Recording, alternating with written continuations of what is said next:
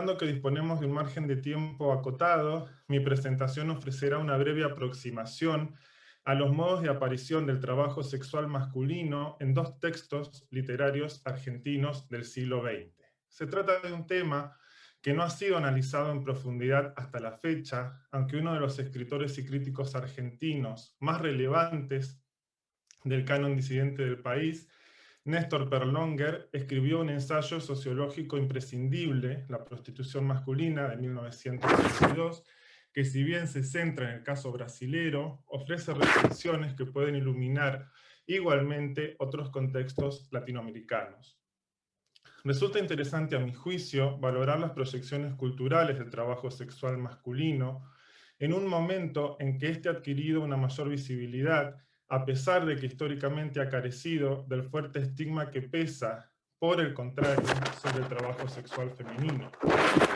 El cambio de denominación de prostitución a trabajo sexual ya es indicativo de un cambio en la forma en que se percibe y o se desea que se perciba socialmente esta actividad, pero las diferencias entre varones y mujeres siguen siendo significativas. En la actualidad existe una militancia a favor de quienes deciden libremente ejercer como trabajadores o trabajadoras sexuales, pero la reacción hacia las mujeres sigue siendo mucho más aprensiva que en el caso de los varones, como demuestra el debate suscitado por una película como Alanis, de Anaí Berneri, 2017, sobre una joven que prefiere dedicarse a este tipo de trabajo, mientras que un film muy anterior como Ronda Nocturna, de Edgardo Kosaninsky, 2005, acerca de un taxiboy, no generó polémica alguna. Una genealogía de las representaciones literarias en torno a los varones que se relacionan con otros varones a cambio de una recompensa económica permitiría iluminar dinámicas sociales complejas y cambiantes, modos de percepción y autopercepción, así como la evolución de subjetividades y prácticas homoeróticas al hilo de otros tantos cambios en lo político, social y cultural. Voy a detenerme brevemente en dos eslabones iniciales de esta posible genealogía. Conviene destacar, de entrada, que la literatura argentina carece de una novela como El vampiro de la colonia Roma de Luis Zapata, que como recién mencionaba Saúl, falleció ayer. Tengo aquí, no sé si se ve, pero en homenaje a Luis Zapata, El vampiro. Decía entonces que en Argentina no hay una novela como El vampiro de la colonia Roma, en la que un trabajador sexual masculino, un chichifo de acuerdo con el argot mexicano, asume la voz del narrador y ofrece un minucioso relato de sus desventuras. No obstante, desde los años 60 hay ejemplos en la narrativa local de textos que incorporan con mayor o menor grado de protagonismo a jóvenes varones que se relacionan sexualmente con otros hombres a cambio de una retribución económica. Existe una diferencia, sin embargo, entre el llamado taxiboy, que se dedica profesionalmente a ese tipo de intercambios, y el chongo, que se involucra en relaciones con maricas y eventualmente recibe algún tipo de compensación material. La denominación de taxiboy procede del hecho de que el muchacho al que hace referencia cobra, como el transporte, por ofrecer sus servicios. El término aparece explícitamente en la literatura de los años 90, por ejemplo en Taxiboy, la novela del sexo pago de 1994 de Roberto Tazara, o En nombre de guerra de 1999 de Claudio Seiger. Aunque se pueden reconocer personajes que desempeñan el oficio de Taxiboy ya en textos de los años 60 y 70. En la actualidad, la palabra sigue definiendo a un trabajador sexual, aunque también se ha importado el término inglés escort. El origen de la palabra chongo, por su parte, está menos claro, pero Juan José Sebrelli sostiene que inicialmente hacía referencia a un obrero. La hipótesis resulta plausible, pues entre los años 70 y 80, chongo refirió a un varón prototípicamente masculino, perteneciente a las clases populares, que se relacionaba sexual y afectivamente con homosexuales afeminados, es decir, maricas, pero que no se consideraba a sí mismo homosexual. A partir de los años 80, la palabra chongo empezó a perder especificidad y migró del argot gay al habla general para designar a un varón sexualmente atractivo que puede o no identificarse como gay. En general, la ficción argentina de temática homoerótica ha privilegiado la figura del chongo. De hecho, el cuento pionero de Carlos Correas, La narración de la historia, de 1959, introducía ya a este tipo social, cuyo recorrido llega con sus variantes hasta nuestros días. Me interesa comentar a continuación dos textos que ilustran respectivamente figuraciones literarias del Taxi Boy y del chongo. Se trata de los cuentos Michel, de Marco de Nevi, de 1970, y La invitación, de 1976, de Jorge Asís. Marco de Nevi, nacido en 1922 y fallecido en 1998, fue muy conocido en Argentina gracias a su novela Rosaura a las 10 y a la novela Ceremonia Secreta, que fue llevada al cine en una película protagonizada por Elizabeth Taylor. Pero es un escritor que ha recibido muy poca atención de parte de la crítica LGTB queer, aunque varios de sus textos incluyen sugestivos abordajes de la disidencia sexogenérica. El cuento Michel, publicado en una revista en 1970 y luego incluido en el volumen Hierba del Cielo de 1972, constituye una pieza muy interesante que explora un espacio homosexual paradigmático de los años 50 y 60, un bar en el que socializan homosexuales, tanto masculinos como afeminados, y jóvenes taxiboys. El relato se caracteriza por presentar una situación de gire, palabra que en el argot homosexual designa al ligue, que no llega a concretarse en un encuentro sexual y que de hecho se resuelve de forma violenta. Esa violencia no se vincula, sin embargo, con las figuraciones del exterminio propuestas por Gabriel Giorgi, es decir, la idea de que el cuerpo homosexual debe desaparecer, debe ser eliminado, sino con una exploración compleja de los cruces entre homoerotismo y homofobia en un contexto más amplio de escalada social de la violencia. Pensemos que en el 76 se iniciaría la dictadura militar, la última dictadura militar. El texto está narrado en primera persona por un personaje, Gonzalo, cuyo nombre de guerra es Michel, y que se relaciona o está dispuesto a relacionarse con otros varones a cambio de dinero. No es un taxiboy en sentido estricto, sino que es el camarero del bar, pero eventualmente también taxiboy.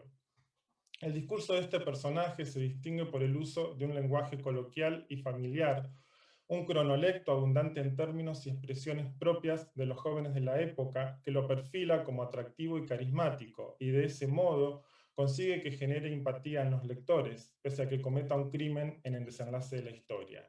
Michel, además, manifiesta abiertamente su deseo homoerótico y reniega de la mariconería, circunstancia que le permite desmarcarse de un tipo de homosexualidad despreciada incluso entre los propios homosexuales. Como en tantos otros textos de la misma época, la relación homoerótica está marcada por la diferencia de edad. El fracaso que conduce a la violencia obedece al hecho de que Michel Gonzalo ignora, como ignoramos nosotros los lectores, que el cliente al que intenta seducir es en realidad su padre. El relato constituye una confesión de los hechos que desembocaron en el involuntario parricidio, pues Michel asesina a su padre cuando éste reacciona con un golpe a su intento de besarlo. Mientras que en otros textos de la época la violencia se descargaba sobre el cuerpo homosexual, en tanto cuerpo que debía ser eliminado, el relato de Nevi indaga otras formas de violencia. Herbert Brandt sostiene que la homofobia interiorizada de Michel manifiesta en su repudio hacia las maricas y en la veneración de la masculinidad hegemónica, constituye uno de los factores que conducen al trágico cierre de la historia. El pánico a la feminización ya estaba presente en la obra de Carlos Correas y se repite en este relato en el que, si bien el personaje performa una identidad de género masculina, corre el riesgo de ocupar una posición femenina por el deseo que siente hacia otros varones.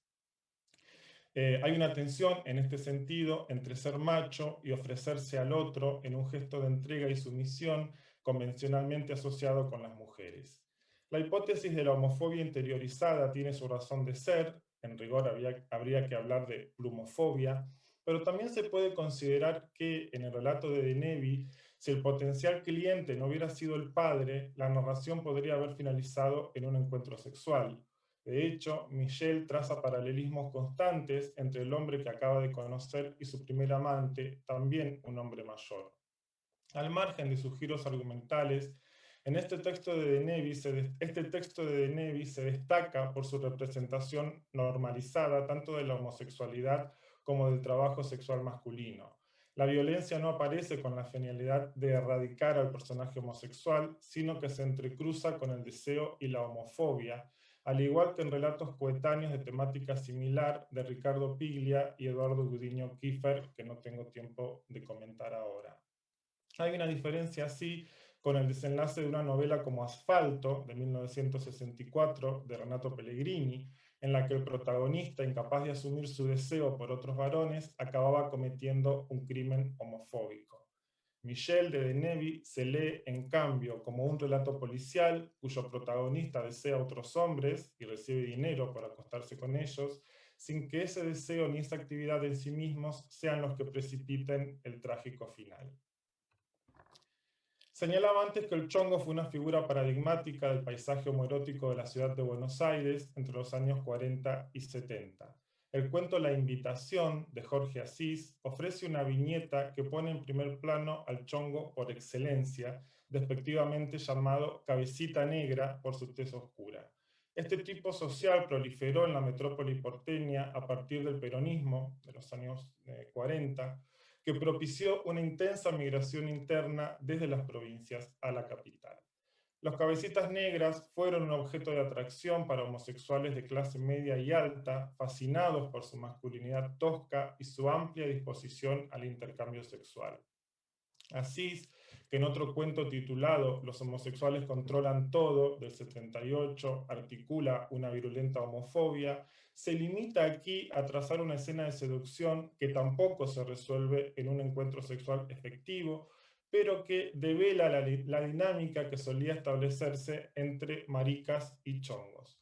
Mientras que con el Taxi Boy la compensación económica constituía y constituye un requisito primordial, el vínculo con el chongo era más ambiguo. En La Invitación, narrado en tercera persona, un profesor excéntrico, Marinelli, invita a cenar a un cabecita negra que le pide limosna en la calle. El episodio se desarrolla en pleno centro, en espacios reconocibles, la avenida Corrientes y la parrilla Pichín. Así se enfoca en la performance de seducción de Marinelli, una especie de dandy extravagante, de gestos y palabras ampulosas, que intenta atraer a su presa con un despliegue de sofisticación. El esfuerzo por borrar las diferencias sociales mediante un discurso de igual a igual no surte, sin embargo, el efecto deseado, ya que el cabecita negra se impacienta y expresa resignación ante la idea de la recompensa sexual. Y le dice, mira viejo, si yo tengo que hacerme un culo. Marinelli reacciona a su vez con airada indignación, como si nunca hubiera sido su objetivo seducir al negrito, como lo llama. ¿Con quién se supone que está dialogando? ¿Por quién me ha tomado? Exagerando la humillación, deja al joven cenando solo y se va del restaurante. La invitación a cenar era evidentemente el prolegómeno de otra que queda abortada cuando la cuestión sexual se verbaliza de manera explícita. El cuento alcanza a ilustrar, no obstante, una modalidad de relación homoerótica específica dentro de unas coordenadas espaciotemporales concretas. Y aunque Asís parezca insistir en la caracterización de la homosexualidad como signo de decadencia de las clases acomodadas, ratificando la teoría vampírica propuesta por David William Foster, no deja de visibilizar personajes y prácticas que formaban parte del paisaje social urbano.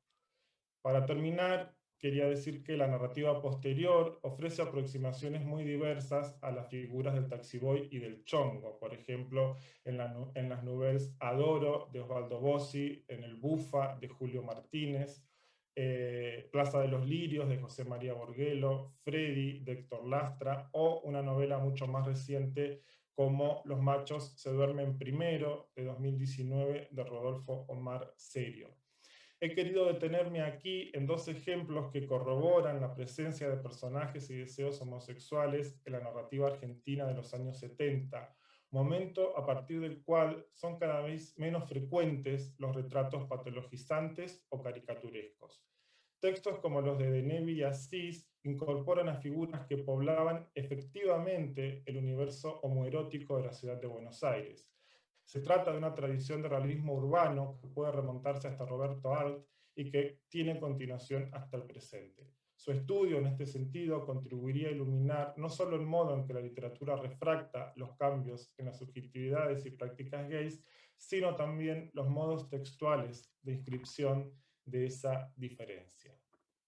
Y eso es todo por mi parte. Muchas gracias a todos y a todas.